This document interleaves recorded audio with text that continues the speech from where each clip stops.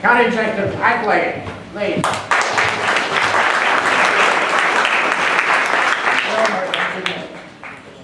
Thank you very much. I'm really delighted to be here, and I'm delighted that we have such a distinguished guest with us today here in what I call to be the center of democratic and active politics, not only in the state of Maryland, Congress, but really, in my belief, in the entire United States of America. Let's give yourself a Now, Congressman, as a county executive here in Montgomery County, I represent better than 1.1 million residents. And I can tell you the great number that we have. There are so many that are either from, connected, or know someone from New York City in some form. And we are delighted that they are here. Delighted because they have helped in so many ways to invigorate our community, to make certain that we have the kind of government and representation that they so rightfully deserve. I know with your outstanding record and your achievements, you can appreciate the kinds of people that we have. As you know, he's been in Congress now for 46 years. Now, when I look at this audience, Congressman, that's longer than most of these people were born. You know So, on behalf of Montgomery County and the wonderful people who are here, who've been so active, so involved, and continue to be, I want to recognize, welcome you to Montgomery County. Thank you for being here. Thank you for taking the time out of your busy schedule to be here. It is an honor to have you here. Not only just a congressman, but really what I consider to be a walking legend in our U.S. Congress. You go through his record of accomplishments and the many initiatives that he's either undertaken, the things that he has accomplished, not just in direct ways and ways and means of tax, but in virtually every aspect of the lives of Americans and the lives of many people throughout the world. We are honored to have you. Thank you for being here. Congratulations. Thank you so much, Mr. County Executive. I'd like to call my predecessor as president and the person who made me who I am now, Shirley Henderson.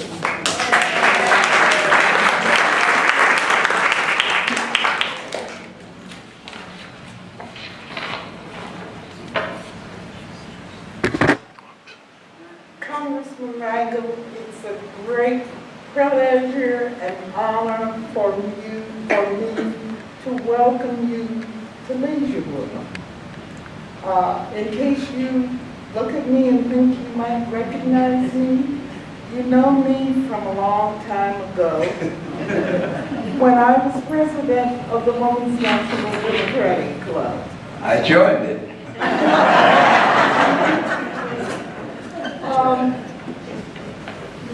You've read and you know about all the wonderful, outstanding things Congressman Rangel has done, but I wanted to share a small thing that demonstrates his generosity, his love of people, his willingness to serve. And I benefited from that during those years. During the 80s and 90s, women's organizations were strictly women's organizations. Men were allowed to join as associate members. The same was true for male organizations. At the Women's National Democratic Club, we decided to take the bold step of admitting men to full membership. Now, that club was founded in 1922. So this was a bold step. And we thought about who can help us the most as we do this. We knew Congressman Rangel as the lion of the House. And so what better person to ask? He was already an associate member to lead us through this. And when we asked He just immediately said yes, join, and it costs money to join. And he did not give congressmen passes. But he immediately joined and shamed other congressmen into joining, most notably Jim Moran. I could list many other instances of his generosity and unselfishness, but to make it short, I'll just say belatedly, thank you for all that you did for me and for the club during that period. And also, it is a great pleasure for me now, on behalf of the Democratic Club of Leisure World, to present to you this plaque in honor of your service to mankind, to the nation, and to the world. Thank you.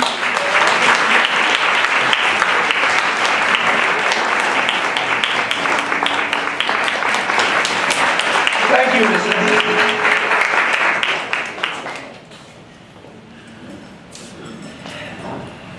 Rockamano. State Senator Rockamano. Senator Manda, good to see you in person. Heard a lot about you. Good to see you, Congressman. You know, I grew up in New York City and cut my teeth working for State Senator Catherine Abate, and then Jerry Nadler, and Congresswoman Jackson Lee, and Congressman Bishop. In fact, What are you doing out here?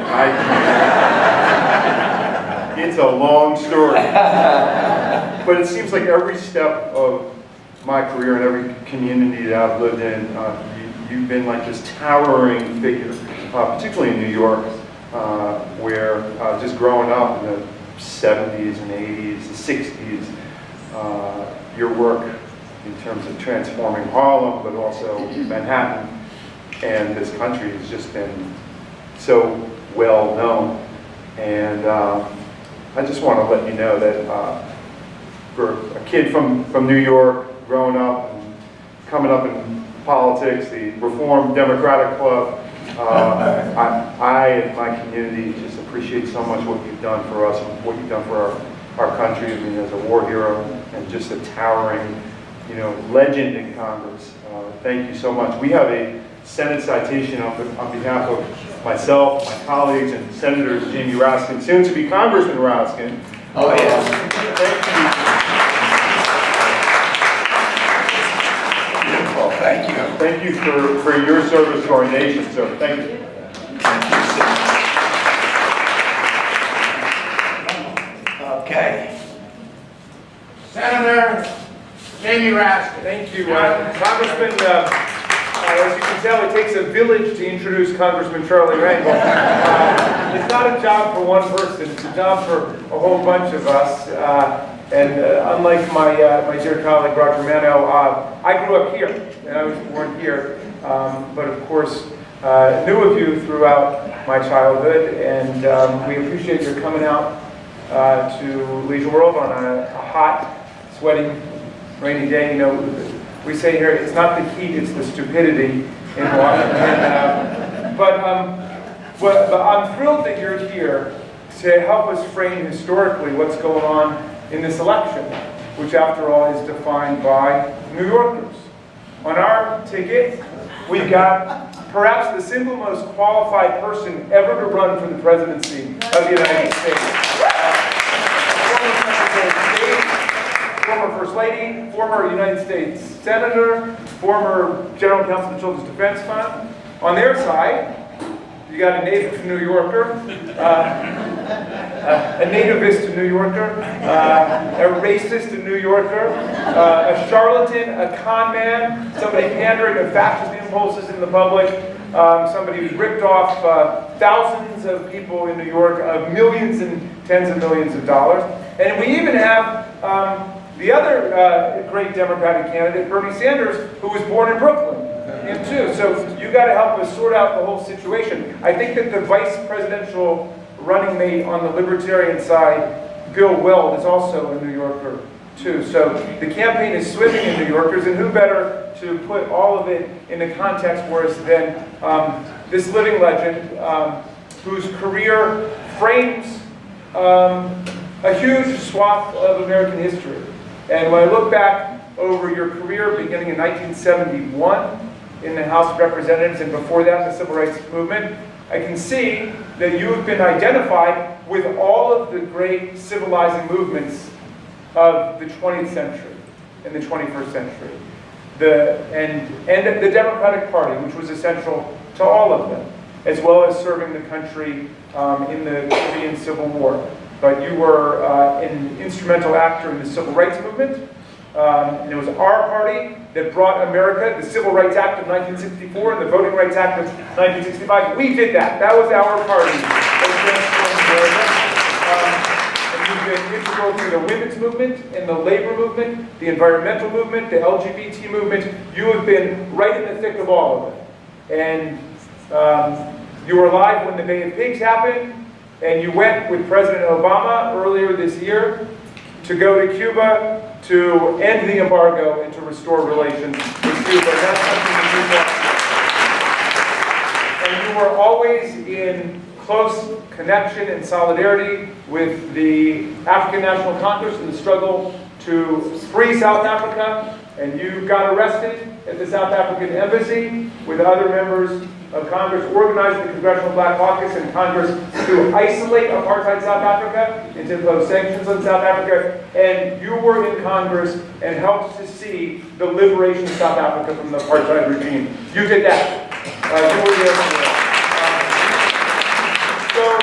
Our struggles continue. I noticed that you are integrally involved in something I've been very involved in our state, which is gun safety. Please check out Maryland's gun safety law, which is the toughest in America. We banned the military-style assault weapons. We imposed a requirement of fingerprints for handgun purchases in the state. We have random, frequent inspections by the state police of our gun dealers. And we need to do all those things at the national level. And I was very proud to see that you are fighting for the common sense notion that people who are on the terrorist watch list and are considered too dangerous to fly are also too dangerous to buy a firearm in the United States of America.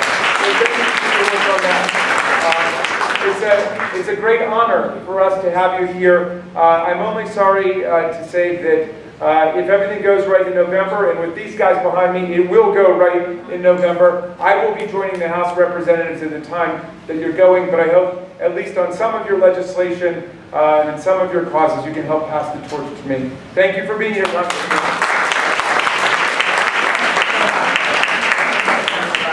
If I can take just 1 minute of Congressman Rangel's time, I'd just like to recognize us, four people. Jay Harding, former mayor, Jay Harding, Matt Keller, former delegate, Maryland delegate, and finally, Major General Shin Kyung-soo.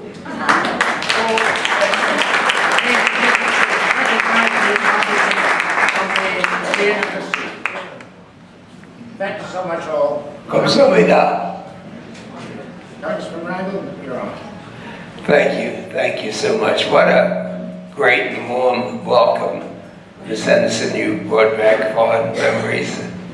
And it's always good to see our public officials, our senator, soon-to-be congressman, to come out. We have dedicated our lives, get so much satisfaction out of encouraging each other.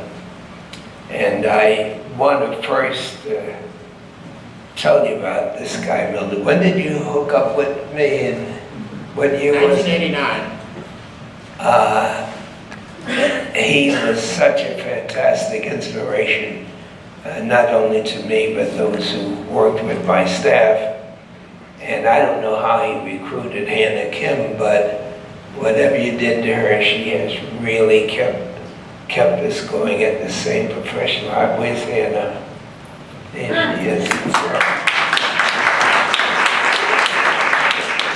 And I made a mistake and asked William Reese, I said, "Do you remember me?"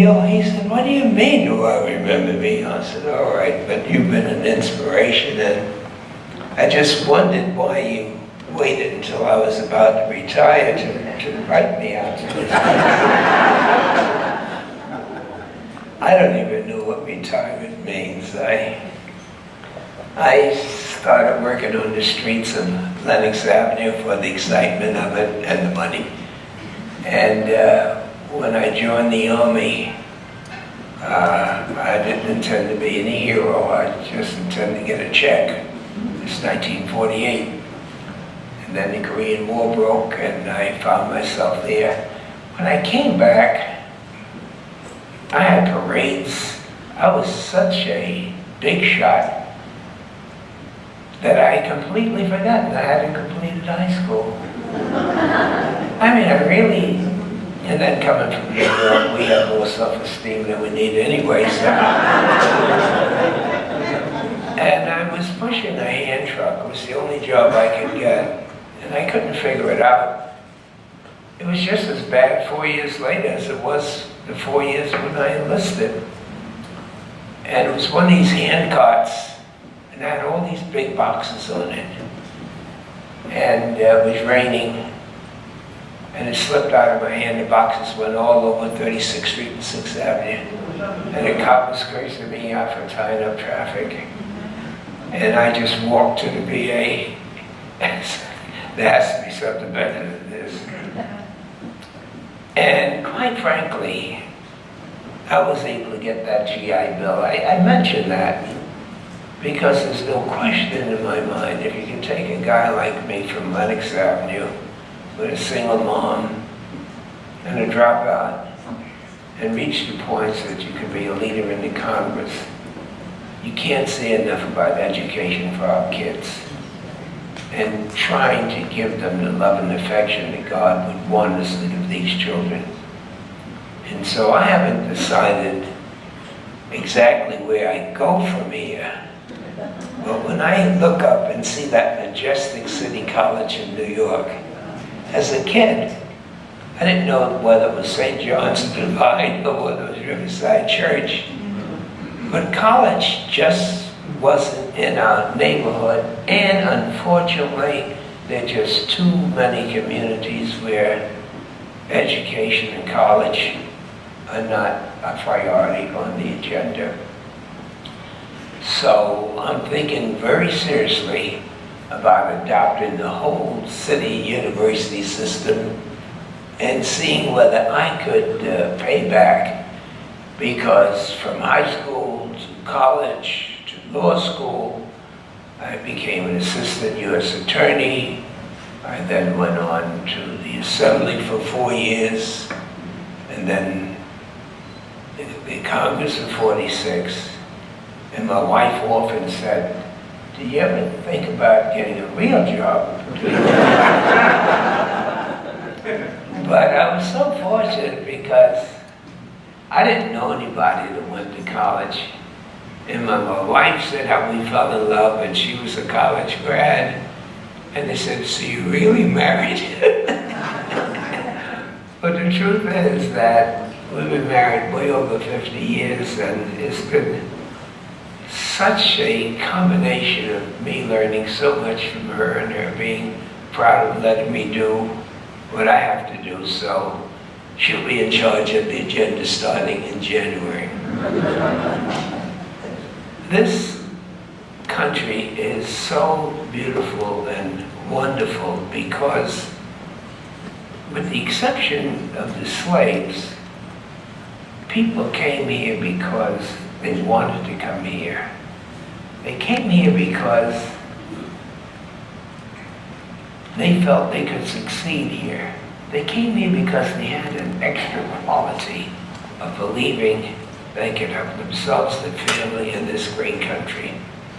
The whole concept that there could be a country that could take the best from people from all over the world and to have them to pay allegiance to us and still have some evidence of their cultural love and affection for their homeland. And for us to be able to learn from each other and hopefully respect each other and take advantages of what we have in common and to mold that into understanding each other's cultural differences. I'm certain that the writers of the Constitution had no concept that this experience could go beyond Europe. And as it grew, and we were blessed to have people come from the Caribbean, from Africa, from Asia, from all over the world. It's the only country in the world that you can walk into any room and see people of all colors and all features and know this must be America, because it doesn't happen in other countries. But as the years had gone on, and we saw that African Americans felt some allegiance to the Republican Party because it was the party of Lincoln, you often wondered that what was it that Franklin Roosevelt had done to not only attract African Americans away from the party of Lincoln and abolish slavery, but to join a party where the slave owners and the Dixiecrats were there. What could it have been? It certainly wasn't the civil rights movement, the voting rights movement, because with the exception of Eleanor, Roosevelt really wasn't heavy on equal rights for all. But what he did do when the whole country was in a depression was to recognize that if America was going to rebound, it had to get back that self-esteem. It had to get jobs. It had to get training. And blacks just looked at the Dixiecrats and said it just wasn't worth it to stay in the party of Lincoln when Roosevelt was actually given education and job opportunity and rebuilt the inner cities and rebuilt the rural areas and talked about conservation. And then, of course, as opportunity expanded, and we did have voters' rights, the Dixiecrats took a look around and they could count. And they recognized that the way they have treated those who came here by slavery, the way they had this hatred, the way they went through Reconstruction, the way they went through the lynching, the way they went through the Klan, that there was no way they could persuade these people to vote for them. And at the invitation of President Nixon, they joined the Republican Party. But then the Republican Party became a place where everybody that was disgruntled would join. So if you just felt you were getting a bad shake because immigrants was here, recognizing that you've been an immigrant, but it's the immigrants that came later, if you were against them, you joined the Republican Party.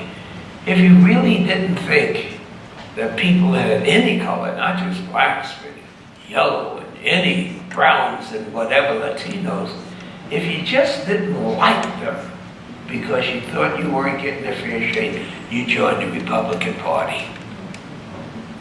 And in the Congress, it got so bad that they hated so much the progress that had been made in seeing these big changes. When I joined the Congress in 1971 and we formed the Congressional Black Caucus,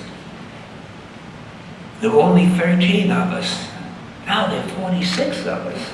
Believe me, there's some people that just stare at us from the Republican side and say, what happened to our country? Let's take us back to where we were. Take our country back. But it's not just the Congress. It's this feeling that some mean-spirited people have. If they did not achieve their economic goals, they had a scapegoat.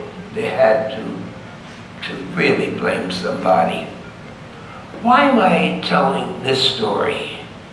Because I really think that New York City has given this country and the Democratic Party the best political gift that it could possibly give, and his name is Donald Trump.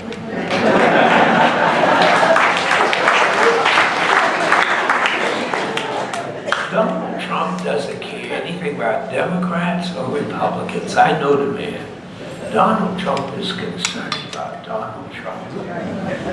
If you have to borrow, go bankrupt, if you have to not pay people, if you have to cut a deal, the question is, did he win?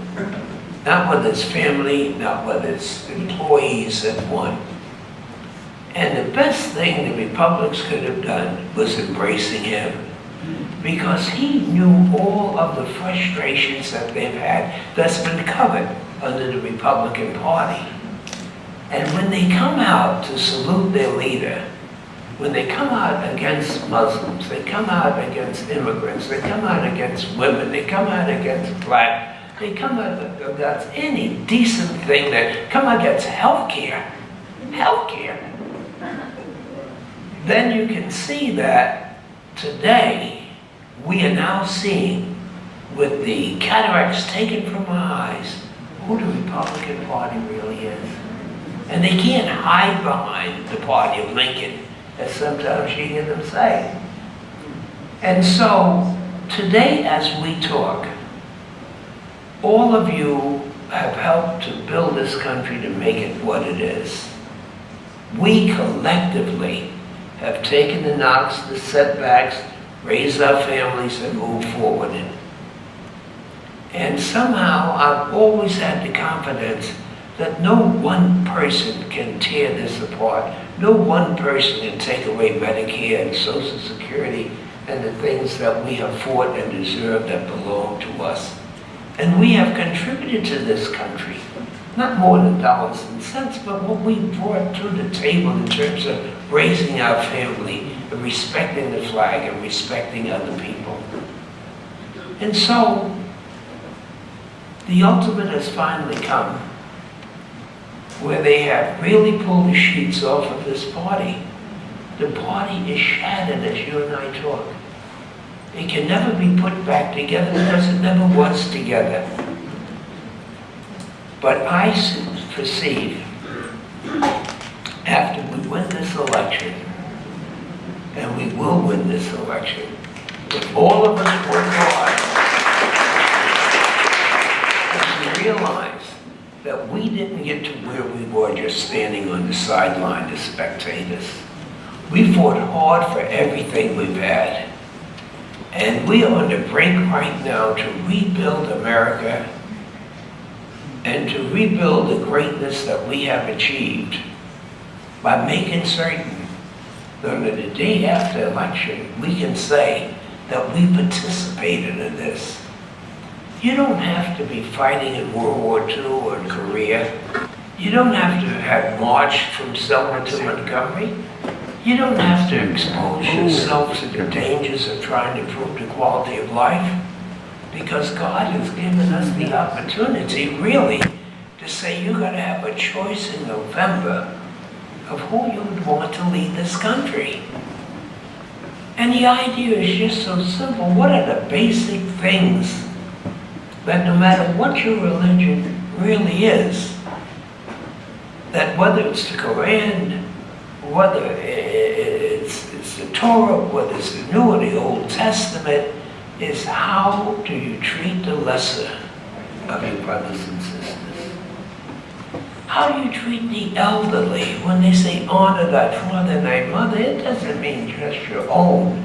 It means older people. When they say that, what did you do for the sick? What did you do for the person that was locked in jail?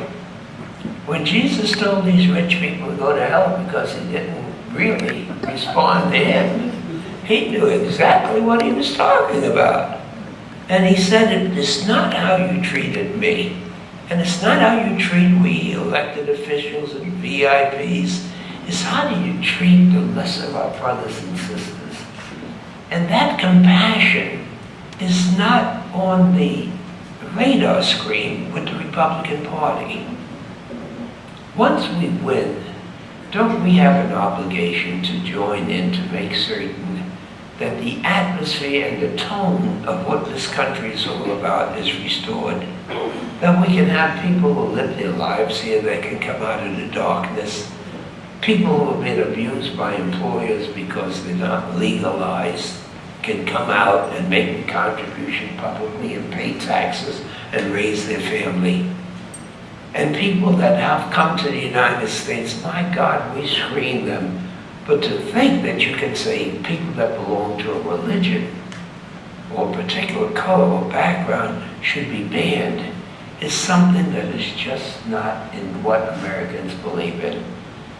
So I'm going to close for questions and really believing that a part of after my retirement, I will be able to talk to some of these people that they call themselves Republicans and to remind them that it would be impossible for them to ever be a national party if they exclude minorities.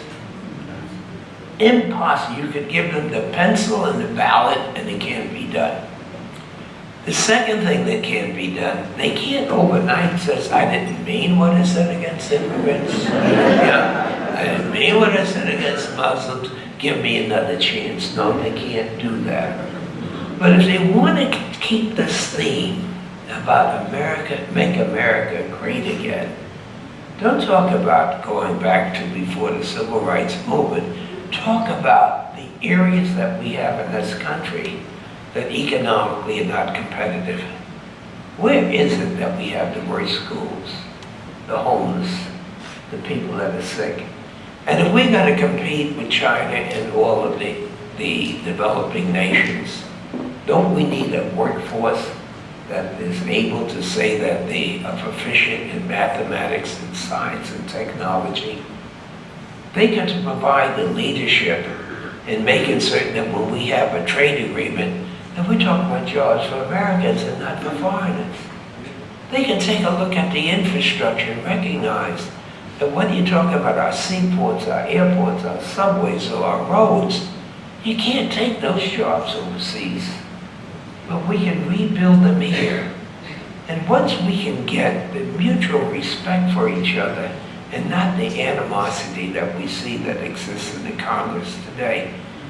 So that's a long way of saying that God is good. Because Donald Trump represents what everybody has seen, whether you've been in the army, whether you've been in school. There are just some people that can push you and say anything, and the more you don't talk back, the more they take advantage of you. And now it's reached a point that even people in his own party don't want to be contaminated as they go into this election. But I don't think that we should be gleeful. We should be thankful that we have an opportunity to rebuild the things that we were built as a nation on, to care for each other, to have schools that are decent, and to make certain that our kids have better opportunities than we have had. And so I've been blessed all of my life that if there's a rainstorm, I know darn well that sun is out there somewhere. I just have to look for it. And no matter how rough it appears that Donald Trump is, I go around to Congress saying, Donald Trump is New York City's gift to the Democrat Party. So we have a lot of work to do. And I tell you, the day after the election should be our most exciting day. That we never knew it could get this bad, did we? No one ever. People were laughing at this man. But he made an appeal to the worst qualities that we have in this country. And it's up to us now to bring us all together and make this country all that she can be. So what I think I'd like to do at this time, Emil, is to see whether there are any questions, and I'll try to get some short answers so that we can get as many in. We are voting tonight, and that starts at 6:30. I don't know how many borders have had to cross to get to your beautiful place. They said Silver Springs. Well, Silver Springs right on the border of Washington, D.C., I thought.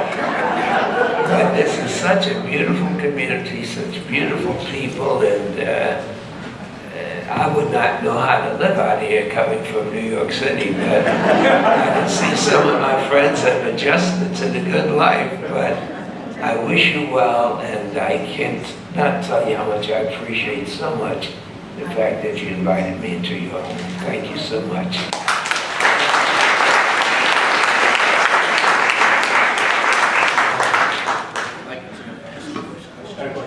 Sure. Well, my question was, thank you for your presentation about the state of the election. But my question was about the fact that last night the Senate had an opportunity to vote as it relates to a number of initiatives related to trying to respond to the gun epidemic in the country, and they did not. Could you give an assessment of how you see this playing out for us, and is there any real hope for the foreseeable future? Thank you. There is hope, but so many people ask, with all the polls that are taken, how many people in every congressional district, the elected officials would understand this, would believe that we should have some control over deadly weapons? And the average congressperson would say, oh, about 80%. He said, well, why don't you get something done?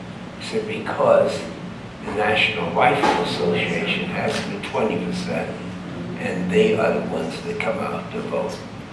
In other words, it's up to us to convince our elected officials that this is something that's essential for the quality of life. What we saw in the Senate was the National Rifle Association won. And we have a president who says we would not have had the Orlando incident if everybody had a gun. If everyone had a gun, then we all would just run out. Who had a gun? Everyone starts shooting everybody. Hey, there's no problem. And so I think that it's been said that, no, we didn't get the gun legislation, but we sure did bring the people from out under those rocks that always have talked about what they wanted, and they had a chance to do it in this session. And this is going to be a part of the election, too. This is going to be a part of it. The ISIS and the terrorists who have found out that they cannot win this battle on land alone have resorted to using social media and convincing people in this country that they should take advantage of the no laws that we have to get automatic weapons and to do the damage that they have done.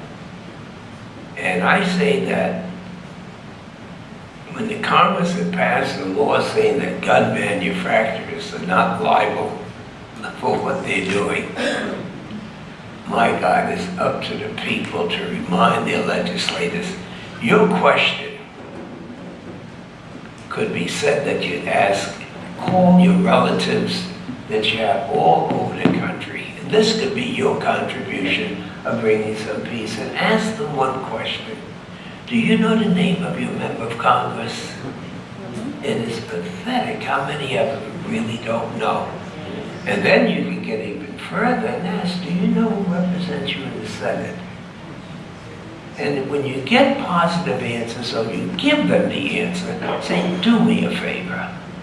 I'm retired out here in Leisure World, but just do me a favor and ask them to vote to control the guns and the violence in our beautiful country. Just ask them to do it, because if you don't, the 10 or 15% will win every time when other people are just watching the dispute and debate go on. So it's up to us, in a sense, to allow these people to make guns to kill us. Thank you.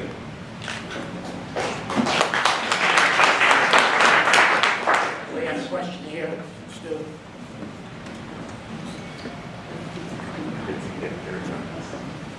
You gotta get a workout with that mic. Yes, Congressman. I know that you have been a very strong supporter of Hillary Clinton, And I'd like for you to tell us a little bit about that, how come you will, or how come you're so supportive of her?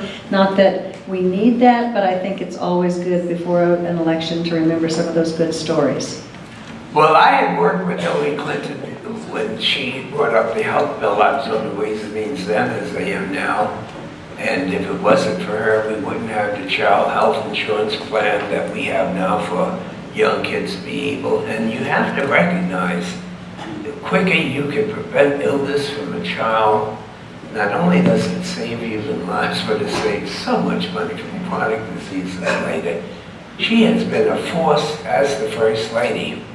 But a personal story that's not that well known is that I was in Chicago and I heard her give a speech.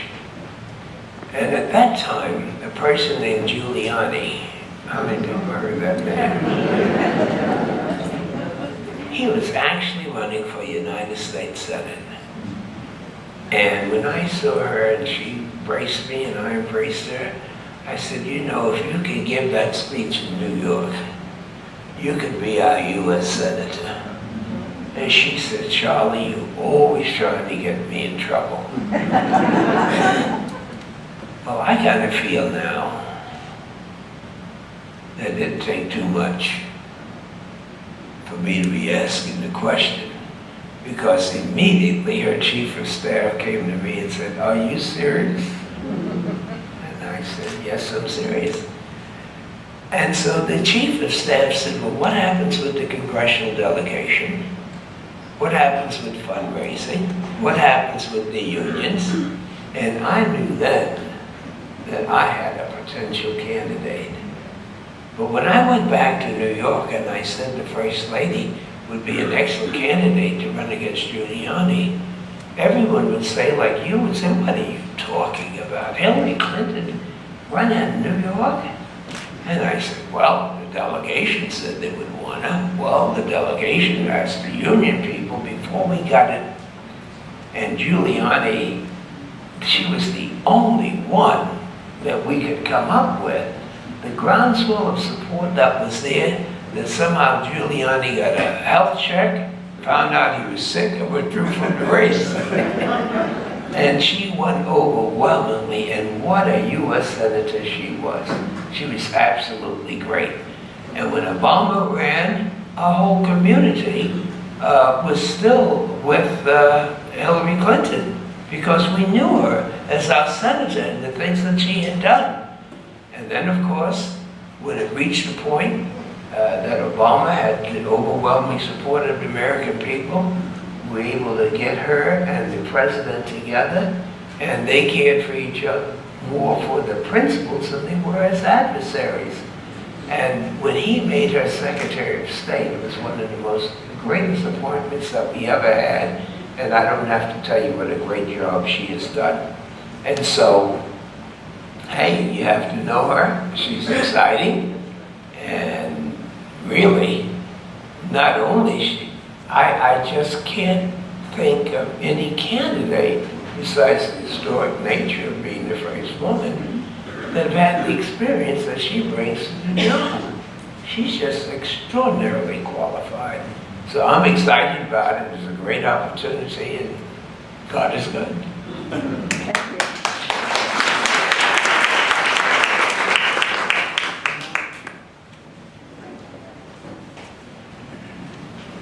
William, how long will it take for us to get back to the hill?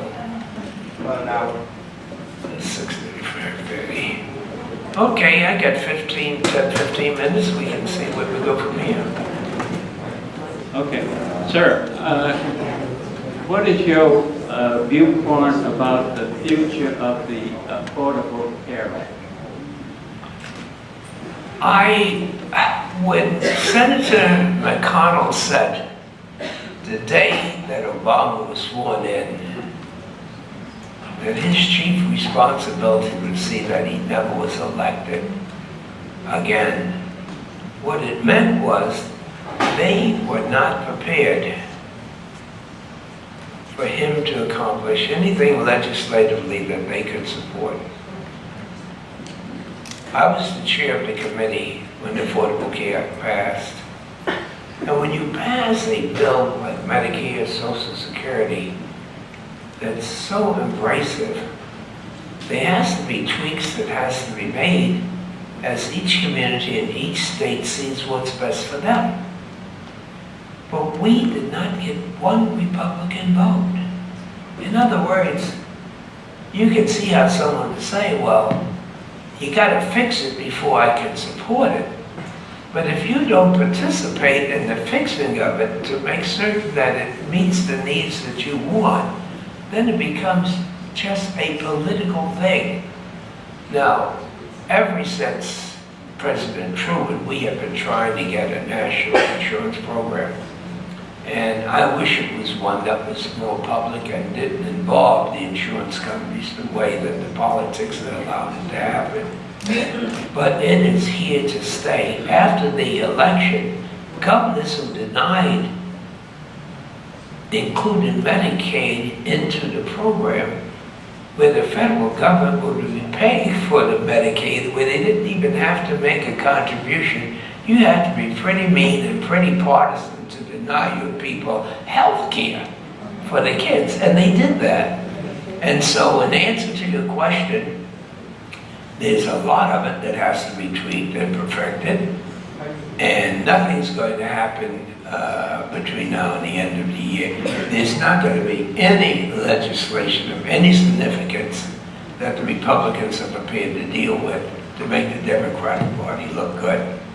They cannot agree on the budget for this year, which means that the government would close down unless they say, we'll adopt the old budget without any changes to put that over. They're trying to pass a Trans-Pacific Partnership trade bill. But besides the normal bills that are just going to be funded at last year's level, the Congress is not going to be functional until after the election. So healthcare is here to stay. It can only be improved, and I'm satisfied that with those anchors in, where people appreciate the fact that they have access to care. One of the things that we have to do is a better job in letting kids know that once they're off of their parents' Affordable Act, you know, they can stay on it up to their 26th. And allowing that to happen has caused the pool not to be as wide as it was, because people up to 26 don't believe they need insurance, it's already coming. And of course, the broader the field of people that are healthy and young and insured. But when I think, and some of you would think, how someone would tell you when you're in your 20s that you need health insurance, you say, sure I do, you know. But you do have to have, that's why we have the mandatory nature of it. So don't you worry, we have to improve it, and we have to move forward, and we have to make certain that Social Security is going to be stabilized so that it'll be here for our kids and our grandkids. Me? Sorry. I was wondering if you would speak to the Republicans' decision not to allow Obama to make an appointment to the Supreme Court. That is so unconstitutional. It is so political. And it's so important that the issues in which this branch of government has the responsibility to oversight the legislative branch, to correct what has been wrong, even the Voting Rights Act issue is in before the court, which is so important to the future of our country. And the president annoyed so many progressive Democrats by picking an experienced judge that comes from middle of the road. He's even-handed, and they're not going to get better than this. It's absolutely disgraceful that they would not even allow the man to have a hearing. A hearing! A hearing! This is the Constitution. That they are to review and confirm. If they cannot reach a conclusion, well, that would be difficult. But the fact that they can be so partisan to say that this president is not elected for 4 years, but for 3 years and a quarter, and any of his responsibilities that would make it appear as though he's president of these United States, they just close in the shop and say they're not going to review it. It's a terrible stain on the history of the United States of America.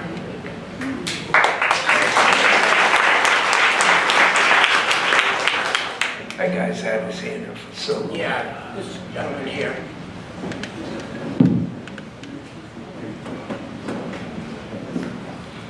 Congressman Rangel, you've illustrated for us how toxic the environment is in our Congress. So I want to ask you a question about something that seems very unusual given those circumstances. I worked for a while for the Environmental Protection Agency doing something with the law called the Toxic Substances Control Act. And it has just passed the Congress. The reauthorization's been underway for about 10 years. And it's been nothing but difficulties during all of that time. And in a stealth section, all of a sudden this law that needed to be done for 40 years has passed in the House by 402 to 12, and in the Senate by unanimous. And it's going to make a major difference in the chemical world that I used to work in. It's going to cause an EPA a bunch of problems. How in the world did that happen? How did that stealth law get through in this Congress? The Environmental Control Act, how did that get through? Is that what you're asking? I can hear you. The law is Toxic Substances Control Act, TSCA. Senator Lautenberg bill made it through Congress. And it was just like a total shock to environmental people that it could make it through this Congress when it was such a toxic environment in so many political ways. And I was just wondering if you had any sense of how in the world that could happen, that we've been waiting for 10 or 15 years. It's the first major environmental legislation in the last 25 years. And I'm just sitting here confounded, like how in the world did that happen? Well, I tell you, the law may be passed, and we have some pretty good laws on the book. But if you would follow the votes of the Congress, you would see that each and every week, the Republicans have some law to restrict the president from enforcing that law or restricting the appropriations that's necessary to enforce the law. And the reason for it is that it costs to keep our environmental healthy. To throw waste and toxic elements into the water is the easiest way for the private sector, but it's the most dangerous and the most expensive way for the people of the United States. So whether we're talking about guns, which we have good laws on the book to control some of these things, the private sector has been able to influence the Republican leadership. And I'm telling you, the leadership is not start from the grassroots. In the old days, when we had Tip O'Neill, it used to be people would come up with an idea, you had to take it to the subcommittee, and when you got to the speaker, you had to show on the merits that you deserved it, whether it was Republican or not. No matter what Republican has an idea, what Democrat has, it has to clear the leadership before it actually gets to be debated. But I don't remember the last time we had a bipartisan bill for the president to sign where we would have Republicans and Democrats around the president as he passes out the, it seems like it's been so long ago that those things that would happen. And because of the polarization based on gerrymandering, the governors, the Republican governors and Democratic governors have cut people into certain groups so that it's impossible for the party to lose. So that we have blue states that there are no Republicans that could possibly win in those states. we have the red states, and we have congressional districts that way. And so they don't have to cooperate, they don't need the votes, they know Republicans and Democrats are going to get reelected. But if you find a Republican trying to be moderate Republican, they're going to send a conservative Freedom Party or Tea Party Republican to knock them out, as they did to Cantor. So it's not just the feeling of the members who, through negative campaigning, have learned not to like each other before they met each other, but the political situation is that it is so bad that when I have old buddies, old Republicans, come over to sit next to me to talk about something, and I say, "What's up, Peter King?" He says, "Nothing, I'm just trying to rile him up on the other side." I mean, it's just that bad. But again, it's the people's House of Representatives. And if we can get more of the energy and excitement into calling up, I know so many people believe that no one's listening to you, what difference does it make? But really test it out.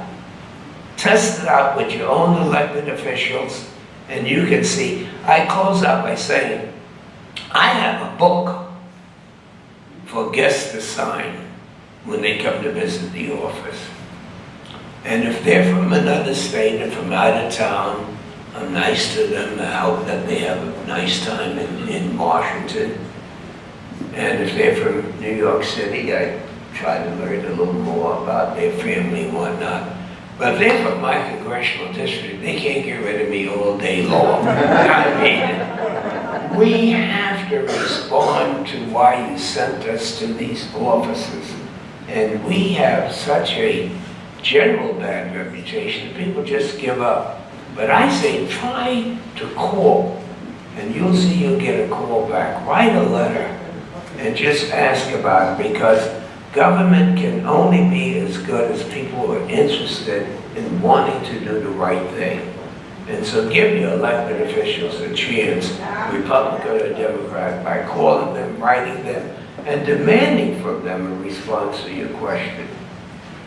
Thank you so much. I have to look back on the hill, but I'll tell you a story. Where's Claudette? Yeah. I don't know how long it was, but Emil came to me in my office and said, Mr. Rangel, Claudette and I have decided that we're going to retire and we're going to North Carolina and we're going to build a home. I said, yes. When did you decide that? He says, well, we've been working on this idea for a long time, and we've got to have a prefabricated house, and we got to buy it, and we got to build it. And I said, well, Emil, you know, I wish the best for you and Claudette, but if you think for 1 minute that you're going to walk away from me, go to North Carolina and put up some house, I'll be right there and I'm going to burn down that damn house right now. And I'm so glad, Claudette, that you talked about it, taking you away from Leisure World here, where at least I can see you from time to time. But thank you so much.